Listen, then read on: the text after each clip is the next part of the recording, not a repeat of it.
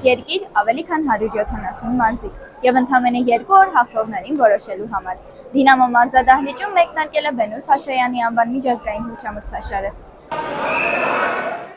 2 օր շարունակ այստեղ գորգ էին դուրս գալիս թե երիտասարդ ու խոստումնալից մարզիկներ, թե արդեն մեծ անուն վաստակած ըմբիշներ։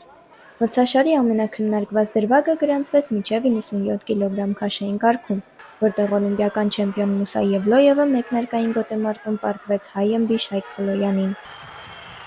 Տրիբունաների բուռն աջակցությամբ Խլոյանը կարողացավ գեղեցիկ հաղթանակ տոնել, ոտքի հանելով ողջ դահլիճը։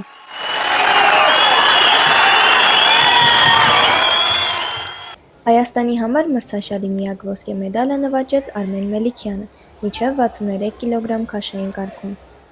Երբեք չհանձնվեք, պայքարեք ու կդառնաք չեմպիոն բոլորովին։ Պրոստը մի քիչ կամքի ուժ պետք է ունենաք, որ սա լավ կլինի։ Մրցաշարի ընթացքին ու թիմակիցների գոտեմարտերին տրիբունաներից հետևում էին նաև հավաքականի առաջատարները։ Հունահռոմեական ըմբշամարտի աշխարհի կրկնակի չեմպիոն Մալխաս Ամոյանի գնահատմամբ ստուգատեսը բավականին ուժեղ էր, բայց մեր տղաներն ունեին ավելի լավ հանդես գալու պոտենցիալ։ Մեր տղաներն կարող են ավելի լավ գոտեմարտեր անցկացնել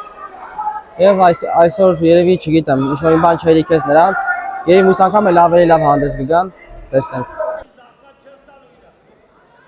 Հայաստանի հունահռոմեական ըմբշամարտի հավաքականի գլխավոր մարզիչ Արմեն Բաբալարյանի խոսքով, այս հուշամրցաշարը կարևոր հնարավորություն է հատկապես երիտասարդ մարզիկների համար։ Ընդհանուր մրցումները բնականաբար